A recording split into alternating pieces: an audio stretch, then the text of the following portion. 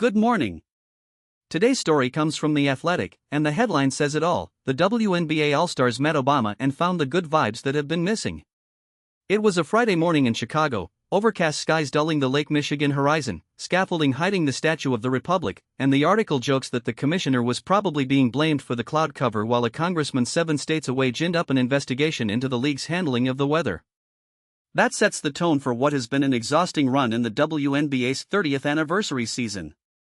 Every shoe drop seems to crater the floor, and 1 hour of media day interviews amid all the narratives afflicting the sport felt like a long time to hold your breath. Then, at roughly 9:49 a.m., a slim figure in a white dress shirt and blue jeans walked onto the floor of a basketball court at the Obama Presidential Center campus.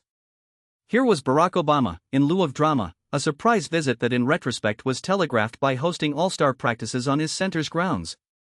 There were smiles, there were selfies, and there was Jonquil Jones dribbling over and into the 44th U.S. president, who promptly dropped into a stance and even got a deflection on a former most valuable player. "He was playing good D," Jones said a few minutes later, "but I also went out last night, so I'm not in my best form right now." For at least a few blessed hours, the overall operation was in good, uneventful shape. Instead of crises, Caitlin Clark was advocating for a 5-point shot in the All-Star game. Instead of outrage, there was an Angel Reese Barbie doll. For a day, the WNBA chose normal, and good gracious, what a relief. Almost 200 games have been played already this season, not that you'd necessarily know, when there's a furor over comments about transgender athletes or emergency meetings regarding player safety or kvetching about invites to skills competitions or more chapters written about embattled Commissioner Kathy Engelbert. And that was just this week. It's wearying, even if certain matters at hand can't be ignored.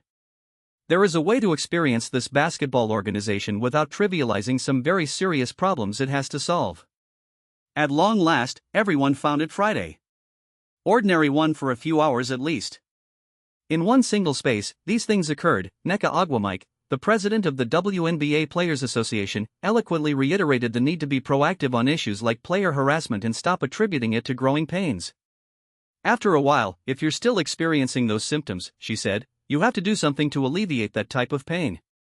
Also, Toronto Tempo guard Marina Mabrey declared that she would exchange a grilled cheese for a ride in Reese's Rolls-Royce, and Dallas Wings guard Paige Buchers explained how much dirty laundry. Well, the article cuts off there, but the point stands. For a brief window, the league got to just be a basketball league. Thanks for listening, and we'll catch you next time.